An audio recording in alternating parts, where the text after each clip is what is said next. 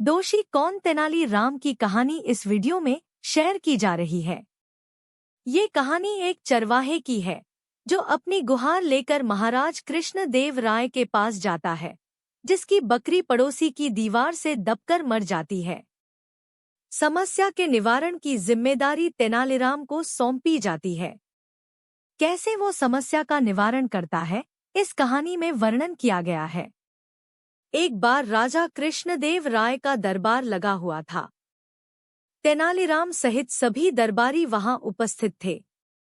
तभी अचानक एक चरवाहा दरबार में आया और न्याय की गुहार लगाने लगा। महाराज, मुझे न्याय चाहिए, चरवाहे ने फरियाद की। राजा ने धैर्यपूर्वक पूछा, बताओ, तुम्हारे साथ क्या अन्याय हुआ है। चरवाहे ने बताया, महाराज, मेरे पड़ोसी का घर बहुत पुराना हो चुका है। उसकी एक दीवार गिर गई और मेरी बकरी उसमें दबकर मर गई। मैंने उससे हट जाने की मांग की, लेकिन वह देने को तैयार नहीं है। राजा ने तेनालीराम की ओर देखा। तेनालीराम हमेशा की तरह चतुरता से इस मामले को सुलझाने के लिए तैयार था। उसने कहा, महाराज, मुझे लगता है कि सिर्फ पड़ोसी को ही दोषी नहीं ठहराया जा सकता। राजा ने तेनालीराम से पूछा, तो फिर तुम्हारे विचार से कौन दोषी है। तेनालीराम ने कहा, महाराज, मुझे थोड़ा समय दीजिए, मैं पूरी जांच करके दोषी का पता लगा लूंगा। राजा ने तेनालीराम की बात मान ली। तेनालीराम ने तुरंत ही चरवाहे के पड़ोसी को दरबार में बुलाया और उससे हर्जाना देने को कहा। पड़ोसी ने कहा, महोदय, मैं इसमें दोषी नहीं हूं। यह दीवार तो मिस्त्री ने बनाई थी।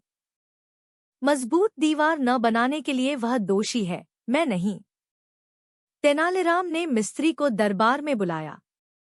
मिस्त्री ने भी खुद को दोषी मानने से इनकार कर दिया और कहा, महोदय, मैं दोषी नहीं हूं।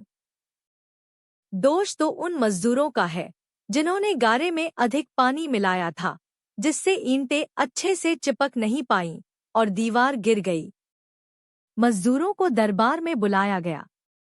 मजदूरों ने कहा, महाराज, हम दोषी नहीं हैं। दोष तो उस पानी वाले का है जिसने गारे में अधिक पानी मिलाया था। पानी वाले को दरबार में बुलाया गया। उसने कहा, महाराज, वह बर्तन जिसमें गारा मिलाया गया था वह बहुत बड़ा था, जिससे उसमें ज्यादा पानी भर गया। दोषी वह व्यक्ति है जिसने वह बर्तन दिया था। पानी वाले ने बताया कि वह बर्तन चरवाहे ने दिया था। यह सुनकर तेनालीराम ने चरवाहे से कहा, देखो, सभी की बात सुनने के बाद यह साफ हो गया है कि इस घटना के लिए तुम ही जिम्मेदार हो। तुम्हारी गलती से ही तुम्हारी बकरी की जान गई है। चरवाहा शर्मिंदा होकर दरबार से चला गया। सभी ने तेनालीराम की चतुराई की प्रशंसा की। सीख: हर समस्या का हल होता है। सच हमेशा सामने आता है। झूठ बोलने से कोई फायदा नहीं होता। सच बोलने से ही समस्या का समाधान निकलता है। दूसरों को दोष देने से कोई फायदा नहीं होता। हमें अपनी गलतियों को स्वीकार करना चाहिए और उनसे सीखना चाहिए। न्याय के लिए लड़ना चाहिए। जब हमारे साथ अन्याय होता है तो हमें न्याय के लिए आवाज उठानी चाहिए। इस तरह यह कहानी हमें सिखाती है कि हमेशा सच बोलना चाहिए और अपनी गलतियों को स्वीकार करना चाहिए।